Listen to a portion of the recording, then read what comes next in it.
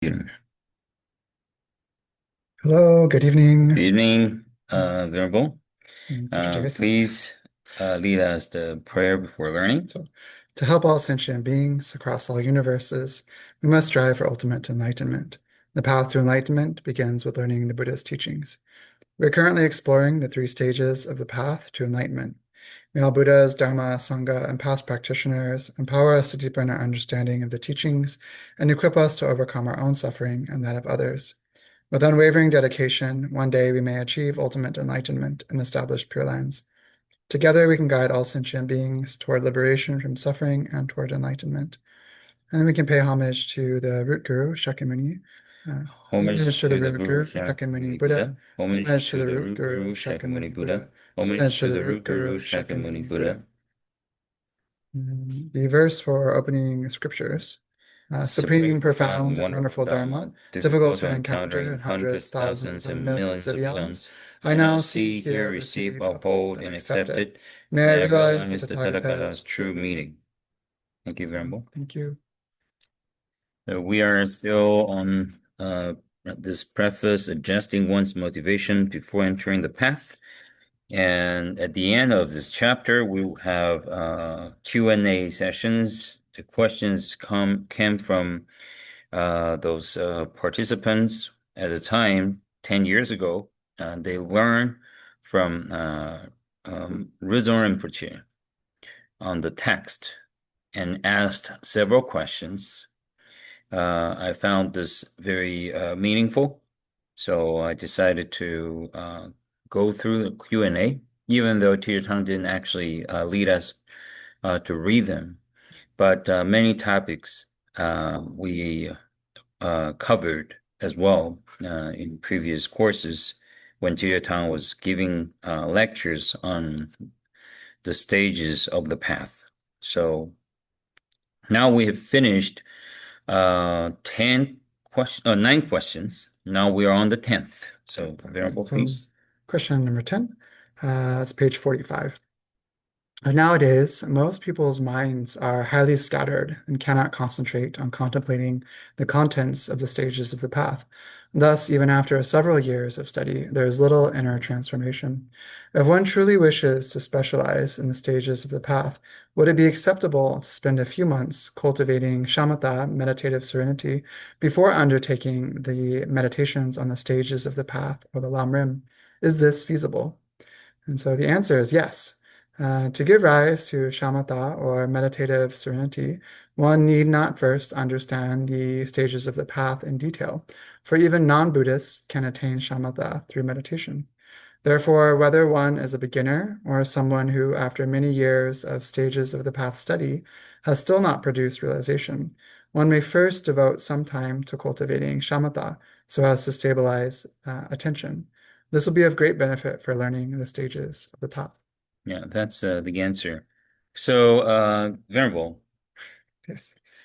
is this person who who had this question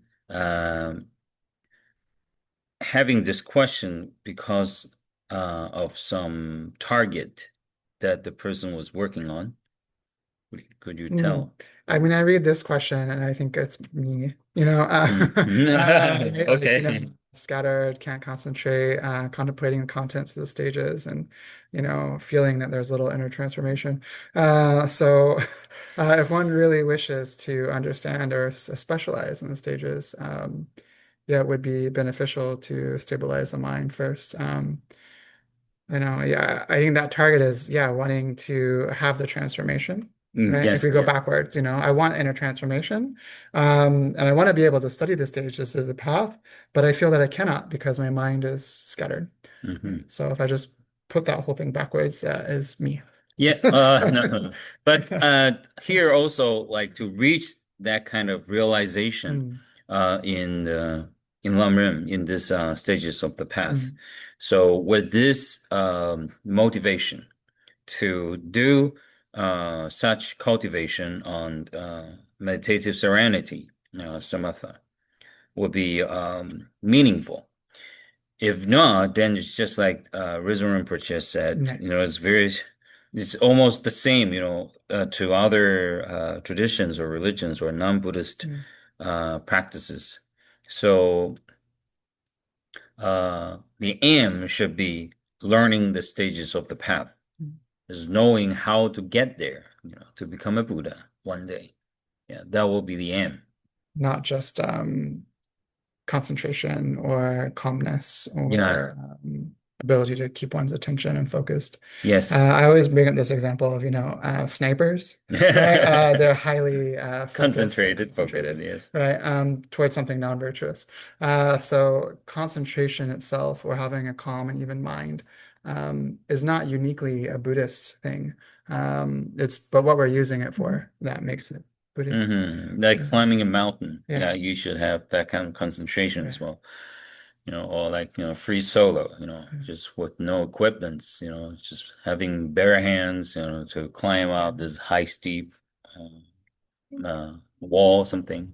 And musicians Mhm. also, yeah. So that kind of a concentration can be found in many areas. And also like scattered mind to practice concentration.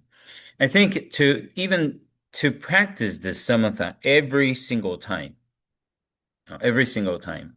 you have to have this vow. Okay, I'm practicing this meditation because I want to reach that kind of concentration enough for me to study Lamrim. Yeah. Yeah. So you have to set this goal clearly. Yeah. And then you do this practice. It will be meaningful. And also like most of the people, their minds are highly scattered.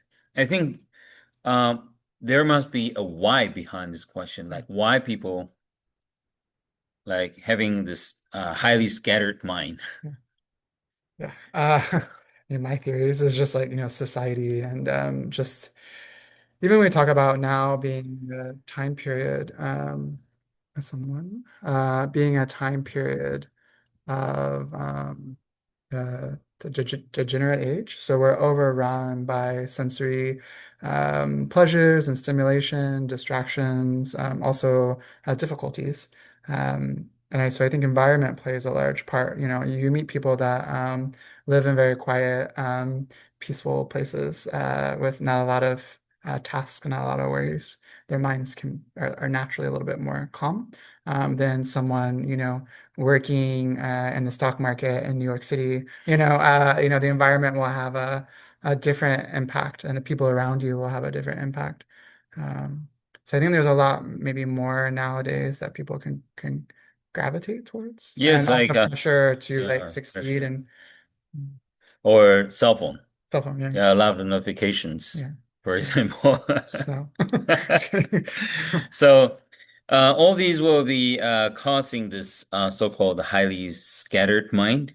Yeah. So I think, uh, okay. So when talking about this so-called samatha, should it be practiced uh, sitting postures always? Not always. We say sitting is the superior posture Yeah. because it's the most calm. Mhm.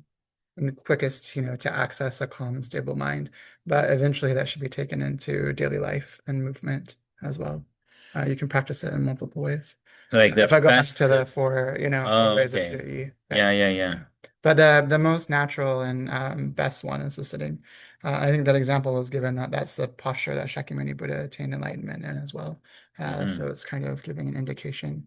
Um, But yeah, say if someone who didn't have this time to yeah, really sit down, through this like a 6 point, yeah.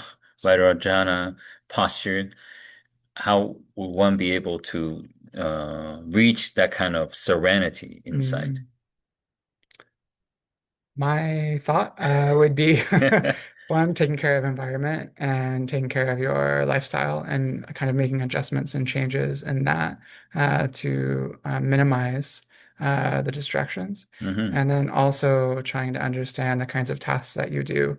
Um, Like when we give the example of cooking, like don't speak when you cook or don't speak when you clean. So you're trying to train yourself away from this multitasking Hmm. to just focusing on only what you're doing at that moment. If you're wanting to develop calming meditation. Hmm. So, if you are working at a job or something, you can turn your job into a kind of practice in this way, Mm. would be Like my, to bring yourself to this present right. moment like that. Yeah. It's, I Mm. think, maybe more difficult, but if that's the option one has. Uh, but maybe you have a different. Oh, and another probably a very effective way will be just try to focus on your breath. So if you can't find a place to sit down, you just come back to where you are, whatever you are doing, just few seconds, like 20 seconds or 10 seconds even, you just focus on your breathing. And that will actually, bring some peace uh, in your day. If you can have many, many uh, 10 seconds or 30 seconds in a day to do this kind of concentration meditation training, yeah, not even sitting. You may just randomly sitting on the sofa or just standing there trying to have your own space and focus on your breathing. That is also very effective for you to just return to yourself. Yeah. Away from all the distractions. Yeah. So that kind of practice will be also, and also there was a metaphor saying like, this kind of concentration practice is like you are saving water. You save some water, you use a vessel container. When there was raining, you use the container to, get some water from the sky. You can save all this water in a tank or something, and it can accumulate. It can accumulate. So the meditation is also the same. Like even though you can just sit there for, continually an hour or 30 minutes, but if you have like few seconds throughout a day, many, many 10 seconds or many, many 30 seconds or many, many 1 minutes, then that will also help you to accumulate that kind of serenity within. Yes. Okay, I think this is the question and answer. Number 11. I very much want to study the stages of the path, but because of work, I have only about 1 free hour a day. How should I use that time? So the answer is when studying the Dharma, you should regularly look inward and examine which affliction is strongest in your mind. Then set out first to counteract that one. This is like cultivating shamatha, where a special emphasis is placed on the purifying objects of meditation. So if desire is intense, practice contemplation of impurity. If anger is intense, cultivate loving kindness. If ignorance predominates, contemplate dependent origination, and so on. Okay, so please, variable. Yeah. I think this part. So constantly, kind of like inspecting inward or like to reflect on ourselves. So study the Dharma. Why regularly looking inward or just reflecting inside? What for? What for? Yeah, Because we're trying to transform our mind. transfer. So, you want to look at what your mind is doing, Hmm. your motivation, your intention, your view of the world, how you perceive self and phenomena, and have the best conditions for understanding and studying the Dharma. So you need to deal with yourself as much as you need to deal with like having, good environment, good teachers, good health, etc. Hmm. Um, I think this part, like what affliction is the strongest, people often get introduced to meditation through breathing, like counting the breath or observing the breath or noting movement, like when walking or sitting, kind of scanning the body. And I think this is a really good general, like people that are even, for the most part, don't have a strong affliction. And then I'll also bring up if you can identify that you have a predominance of one, there are these here called purifying objects of meditation. So trying to counteract it like a kind of medicine so that you can have more of an equal mind. But more like, I always have this anger, Yeah. not knowing where the anger comes from. Or probably, like I have this, inner urge for doing something, probably giving people a punch or Mm. something. But this is like, I don't know what that happens. Yeah. This is just constantly coming to me. Mm. So through this kind of like reflection would be helpful because I think that like Mm. learning is one thing, I kind of like consuming all this knowledge from all these Buddhist texts. On the other hand, I'm coping with my anger, holding myself, my impulse of hitting some people. But it's just like these two can Exactly. be coming together, trying to raise a question. Yeah. Like, so how would this two be, because if I reflect on myself, this is not relevant to what I've studied. Yeah. Yeah. Yeah, so these two, is that like a parallel process I or believe it's what? a parallel process. I think what you're probably pointing to is like if you're just reflecting on your anger, you could be like, I'm angry and that's all I know. So you're not kind of getting to the root of that. And I think that's where like discussing things like emptiness or dependent origination or the other stages of the path that talk about things like rebirth and karma, causes of suffering, are important to change our perspective Hmm. on why anger or desire arises. Um, and I think this is built into these kind of contemplations on loving kindness, for example. Mm-hmm. If you're contemplating loving kindness, you can also contemplate cyclic rebirth, right? Mm-hmm. You can Mm-hmm. contemplate all beings having been your mother. You can use equanimity, right? Like today I hate you, but tomorrow we're best friends, or today we're best That's friends, but right. tomorrow I hate you. And I have many examples of this in my life, Yeah. where these things change. Mm-hmm. So why am I attached to my particular perception of you being an angry person?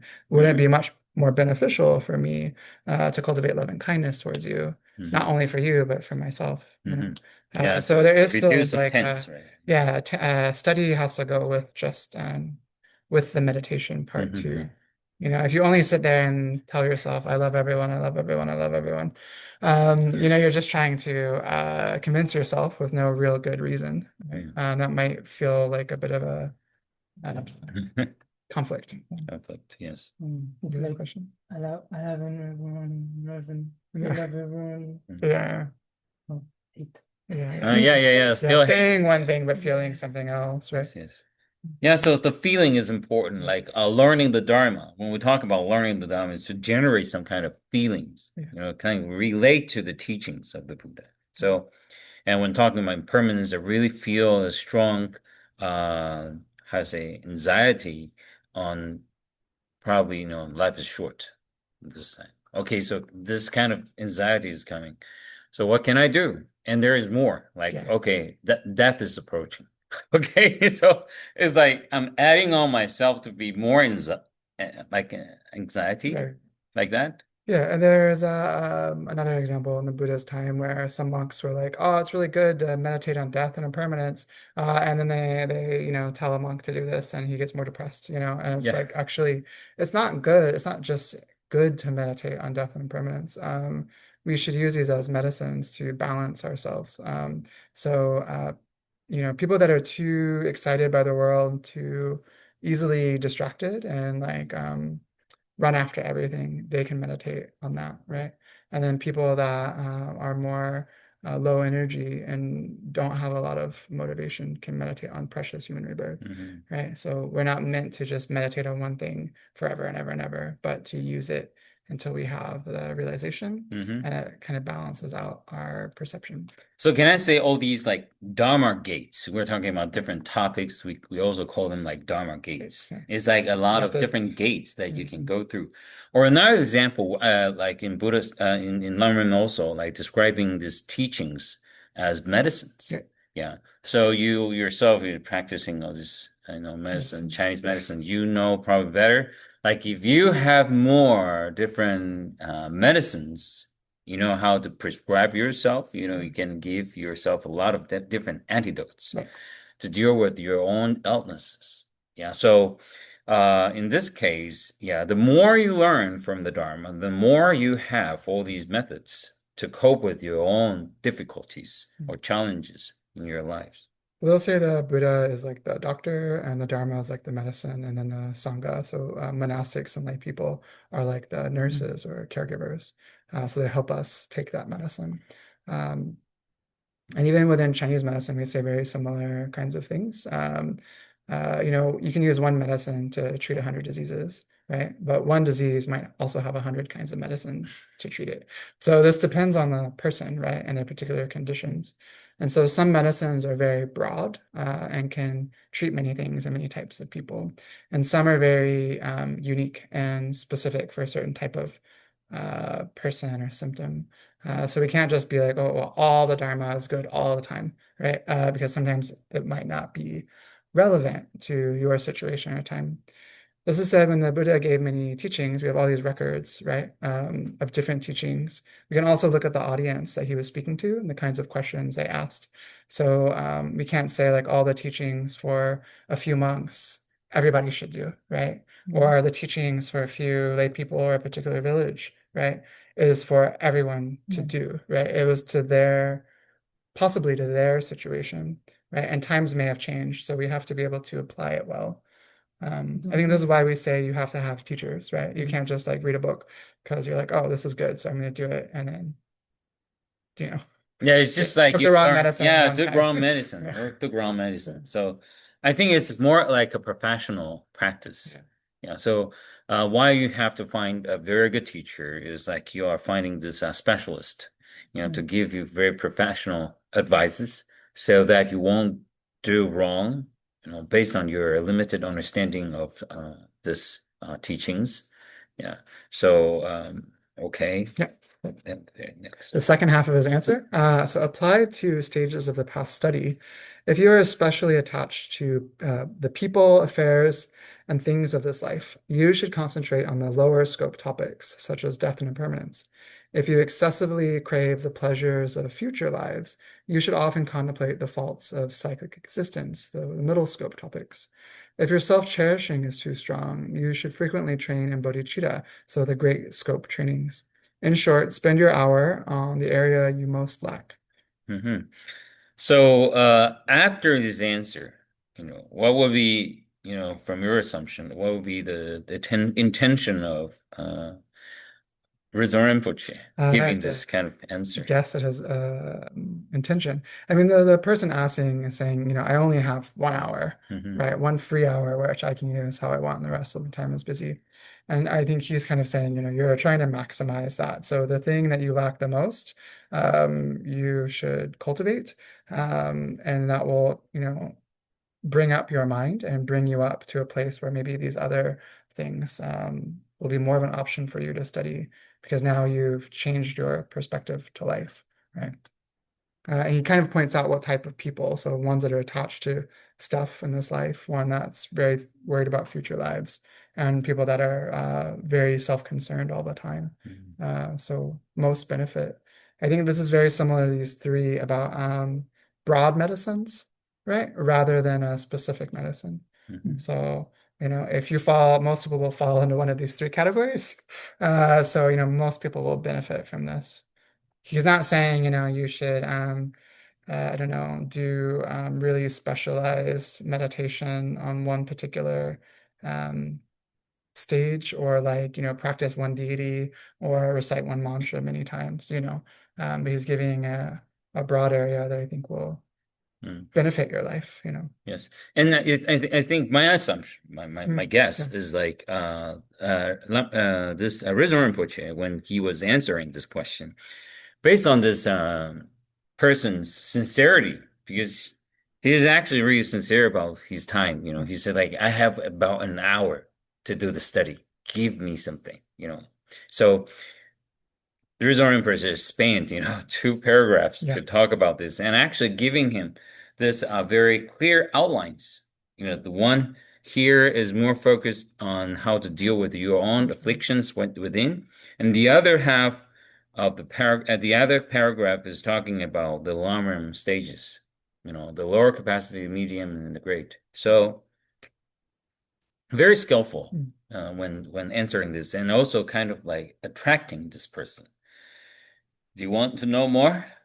please attend the class and learn. Yeah, and I think too, there's probably other people in a similar situation. So being able to give a broad, you know, way where people can self-assess, what they're lacking or what affliction is strongest Mhm. is very useful, right? Yeah. Okay. No, the Number next 12. part. Number 12. So does studying the Pure Land path conflict with studying the stages of the path teachings? Can someone who studies the stages of the path aspire to rebirth in a Pure Land? So his answer, these two do not conflict. To be reborn in a Pure Land, several conditions must be met. Not clinging to the pleasures of this life, single-mindedly taking refuge in Amitabha, etc., diligently confessing the misdeeds committed in the past, and having deep faith in karma and its effects. All of these conditions can be fulfilled through studying the stages of the path.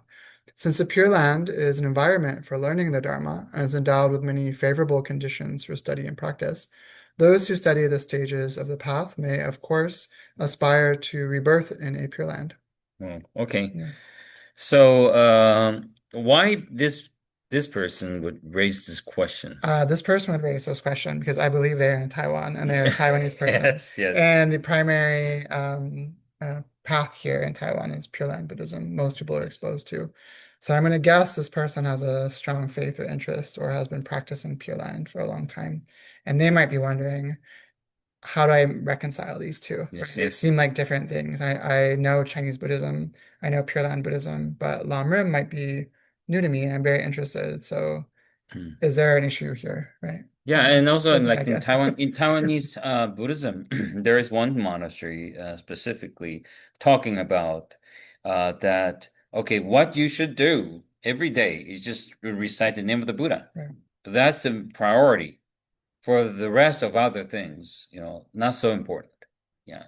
So you have to Don't study. focus on your priority by reciting the name of the Buddha only. That's the Yeah. main task for every day. Yeah. And all the worries you don't have to worry about because, the Amitabha Buddha, Okay. Amitabha will take care of everything for you. That was the instruction will be given. If you go to the monastery and ask the monastics, they will Reason. just instruct you like this. Too difficult to study, too difficult to, keep precepts, too difficult to do many things. So just chant Yeah, and don't do anything else. yeah. Sometimes this is a And they will say, like, even to tell you, like, you keep yourself simple. Don't make things too complicated. And even just to hold on to stupidity. They even say that. Hold on to stupidity. So as stupid as good, for you to cultivate on, yeah. just Pure Land So practice. So this kind of instruction is kind of like scary to me. yeah.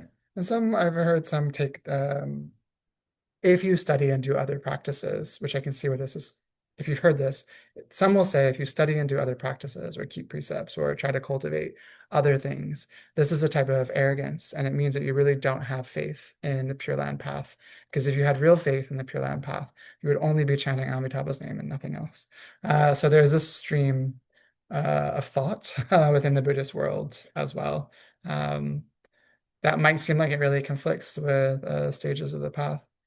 Hmm. But I think this is a strong point of Tibetan Buddhism as well, is that they've reconciled these things, you Yeah. know. Yeah, Yeah, and then I think they should be reconciled. yeah, Like for example, in the Buddha's time, when there was a disciple asking the Buddha, "What's your practice?" Reciting the name of the Buddha. Of course, you have to memorize all these like Buddhas and the teachings, and the Sangha members. You should be always constantly, be in the Sangha community and practice with people. And you also have to hold on to your precepts, and you also have to practice this generosity to build good connections with people. And you also have to aiming for a better future life, like to be born into the heaven or heavens, different heavens. So you have these things to really work on. Yeah, to really work on. So not only by reciting the name of the Buddha will be something to do, in Buddha's time, but Buddha also recommend people to do many, many other things, Yeah. So it's not like, okay, you should only focus on one thing. If you according to the Buddha, and he clearly stated that we should practice a lot of all these different uh, ways. Right.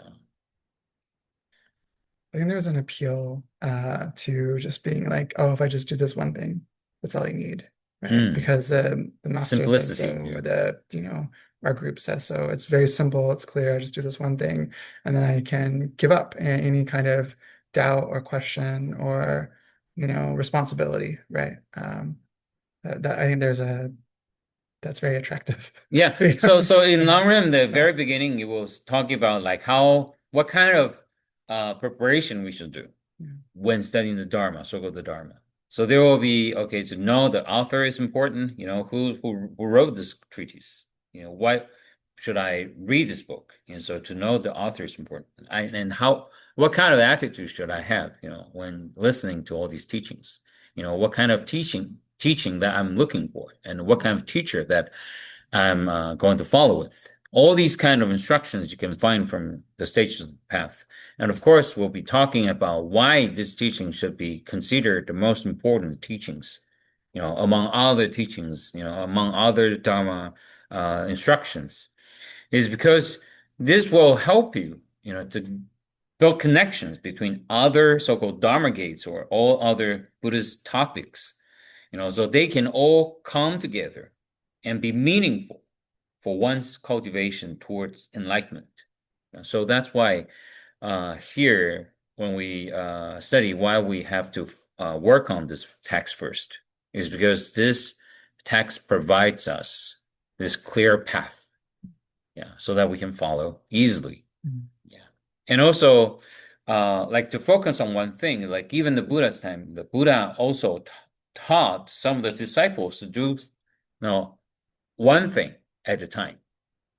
But it doesn't mean like the whole Yeah. lifetime, you should spend your whole lifetime on that. Yeah, there was a very not so smart student. The Buddha asked him to do sweeping the floor, to do cleaning, to even clean the shoes of all these Araha teachers. Yeah, that is one thing that he can focus on.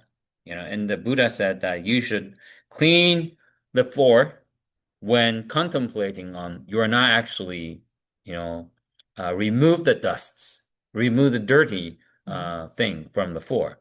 You are actually removing all these afflictions within yourself.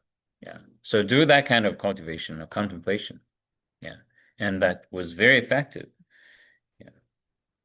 Yeah.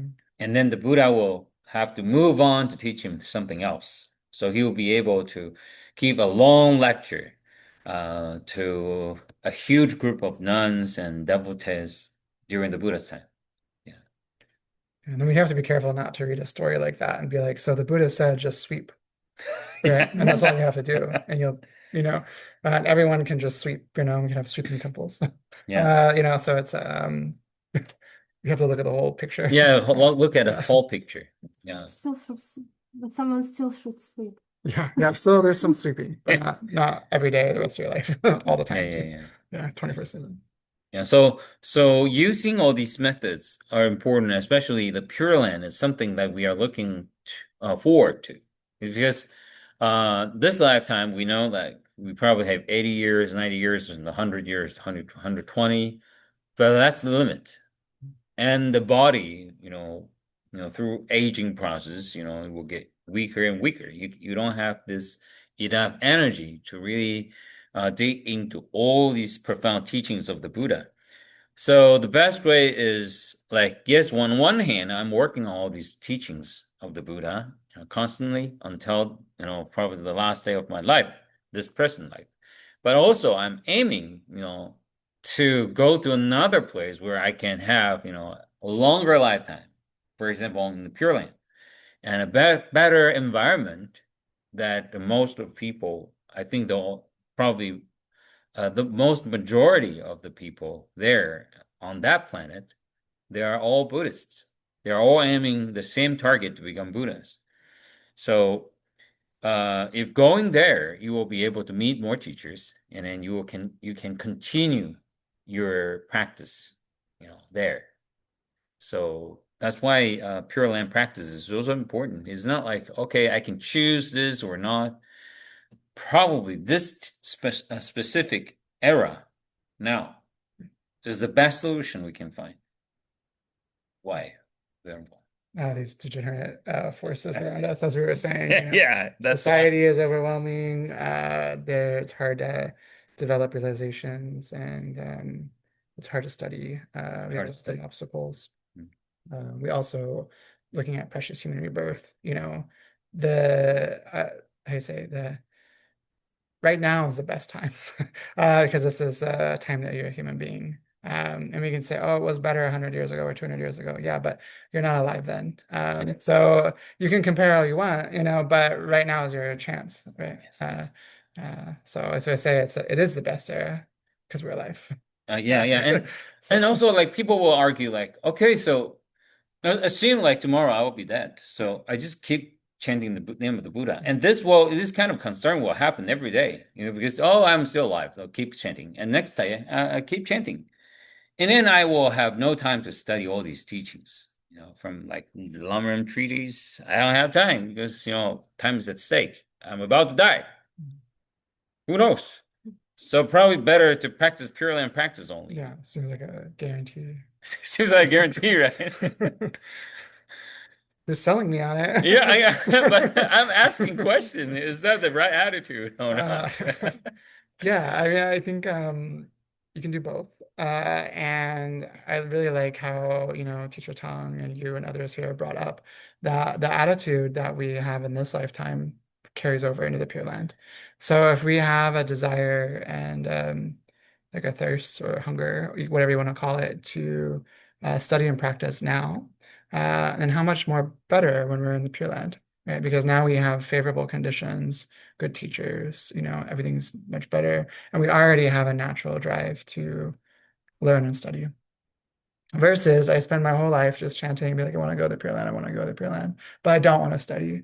And then I get there, and I don't have to chant anymore to be in the Pure Land because I'm there. But I don't want to study either because I've never spent any time cultivating this attitude. And now I'm there, I have the best conditions, but I'm like, I thought you were just gonna like make me a Buddha. Nothing happened. Yeah. Probably just enjoy the vibe. Yeah. And So this will be a terrible I situation. think, yeah, we should cultivate both, Yeah, the cultivate. aspiration to be born there for the purposes of becoming a Buddha. Yeah, you can also find from a very interesting fact that in the Pure Land practice here in UOA, all the teachers of Teacher Tang, they're all very long life people. Yeah. They live until like 94, 97, 96, or all very, long life. Yeah. So they must spend most of the time not only and chanting the name of the Buddha. Yeah. Yeah, because that would be something very easy to do. But no, they didn't. Like, for example, the elder Snow Hut, he built a lot of buildings, like free library, free nursing home, free kindergarten, a lot of things. Yeah, and free courses to give away for people to come, and like free clinics. So all these. So he was doing a lot of things. When he came to Taiwan, that was like 60 years old. And he did all that. 60, yeah. After the second year, he arrived here. He was a refugee at the time. I've done nothing. I'm already you. No problem. But He's 60. yeah, he was 60 at the time. And he did all this. And then he wrote a lot of books. He wrote a lot of charts, to instruct people, to tell people what is Buddhism. So he did a lot. Even until like 94 or 95, he was still standing there to give teachings. Yeah. So until almost the final moment of him. So for through their examples, another like Master Shi also, he was giving a lot of lectures, through online courses. So he videotaped them and then broadcasted, through YouTube channel at the time, like 10, 20 years ago. So that was like some examples that we can follow with, you know. So even they all like dedicated in Pure Land practice, but they also use their time uh, on Teaching, studying, teachings and studying as well. objects. Yeah. Yeah. I also we don't talk about it so much, but there's that saying that the bodhisattvas in the Pure Land actually want to come to this world Yeah. to further their practice at a certain point because it's more difficult to practice here. So in a way, the benefit is increased, right? There's more obstacles to overcome, more challenges, so they can rapidly develop their wisdom and their ability. Versus when you're in a situation where everything's really comfortable. Right. Yeah, you can learn well, but you're not necessarily challenged in the same way that would cause you to grow. Mm. I don't know what I haven't heard this mentioned very much, but it does come up sometimes that there's this Yes, saying yes, that like yes. one day of practice here Yeah. equals like 100 days or 100 years or something in the Yes, Pure Land. that's from the big Amitabha Buddha Sutra. Yeah. Yeah. So practice one day here equals to like 100 days in Pure Land. And, you know, the day there is long, Yeah. you know, because And you you just can realize. go to visit another planet, Yeah. you know, to visit another Buddha. When you come back, that was lunchtime. You know, you went out in the morning, you came back from another universe, another planet, and that was lunchtime. So the long were rather long, you know, compared with our day here. So uh I think yes. You know, if you know, okay, so this is actually very effective. If you learn more here on this planet Earth, yeah, you will get more, and then you can bring a lot of, you know, wisdom from this To the planet next to the Pure the Land, next life. Yeah. to the next life as well. Yeah. So make use of this lifetime is important. Even though you acknowledged the fact that death is approaching.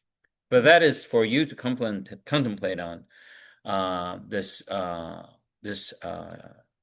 Cherishing cherishing the life. like lifetime that And you having have. an urgency to accomplish much, right? Yeah. Yeah. Not to be like, yeah, Okay, I'm about to die. I'm about to die. So yeah, it's not like that. It's part of the process. yeah, yeah. You Yeah, have yeah, yeah. a.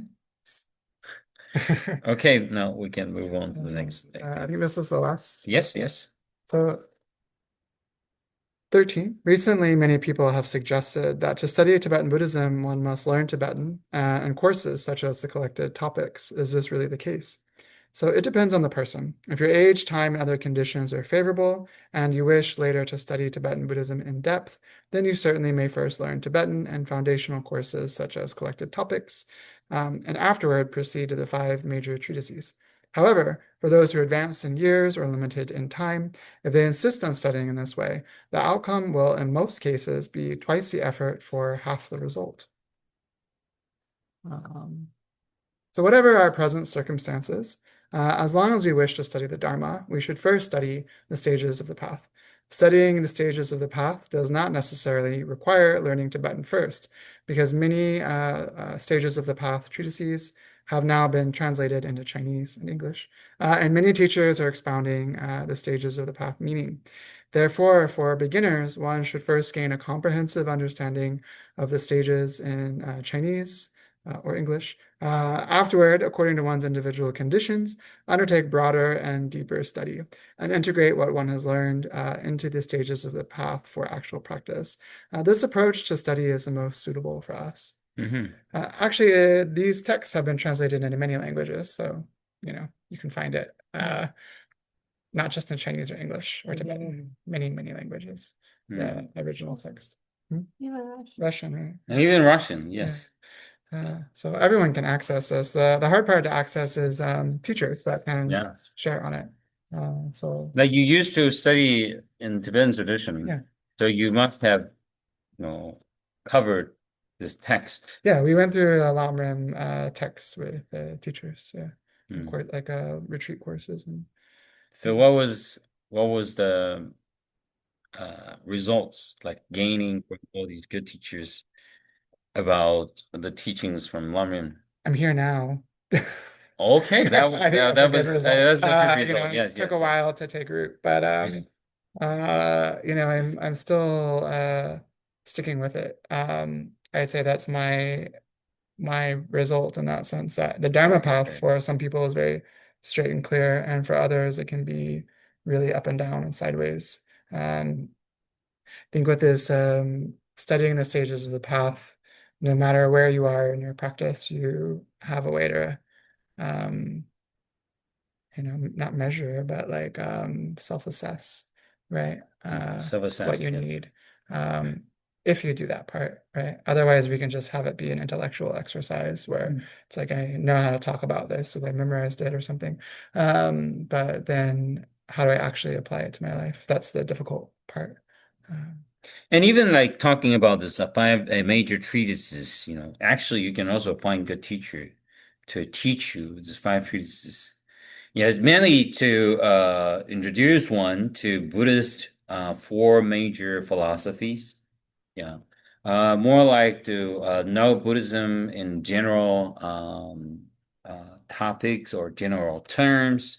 And also know the way of like logical thinking and debate, the methods, and also talking about psychology in Buddhism even, and also this profound philosophy you can find from emptiness teachings. Yeah. And also there will be a treatise focusing on precepts. Yeah. So all these five major treatises, actually you can study. Uh, Now, if you are interested in Chinese, you can learn here in Taiwan and also learn with Teacher Tang. Teacher Tang is now giving lectures on I think the second treatise, the second major treatise. I think his point is quite good too, that if your age, time, and other conditions are favorable, so again, looking at what your life is like and your ability and how much you can really put in, then we can look and be like, oh well, the Geshes spend 20 years studying all these texts, so I should do that too. If I don't, I'm not a good practitioner. So Mm, this kind of not helpful comparison. And his point here that you would spend twice the effort for half the result, right? It's quite good that you can study the stages of the path. And if you have other conditions that would support studying the major treatises or other topics, and great, I think mm, this is very wise. Um, and also, encouraging younger people to take up another language while they also study is very good, mm, if you're quite serious about this. Versus for like in the West, many people come into Buddhism in their 40s or 50s or 60s frequently. And then they, think sometimes people will say, oh, I wasted my time, I missed out or something. But not necessarily, if you know what to focus on, right? You can maximize that and really have a positive change. But if you just look at what a Geshe studies for 20 years and then feel like I can't do that and then do nothing, that's also not good. mm. So It's like the thirst. yeah. You talk about the thirst in learning Dharma. You want to Mhm. learn more. So if I have an hour, of course I can do Yeah. something to maximize my time to learn as much as I could. Also, like if I have a year, maybe I have two, or maybe I want to have more time to study, in this lifetime. I want to live as long as possible to go through all the treatises, if it's possible. Yeah, because I want to accumulate more wisdom Mm. in this lifetime. So when next lifetime in the Pure Land, I will already learn a lot. Yeah. Skip a grade. Yeah, skip grades. Yeah. And then, to certain points, I will be able to study with probably Manjushri Bodhisattva or Avalokiteshvara Bodhisattva directly. And that would be wonderful. Yeah. So like that. So with that kind of attitude, yeah, to learn. So because you have the thirst, so you want to learn more. And also in the Confucius time, Confucius always say, like, you should have this enthusiasm in learning. Yeah. You always want to learn something. And if you have that kind of attitude, you will keep learning and you will adapt to different times and different environments, different conditions, and you will have very clear goal. Yeah, enlightenment.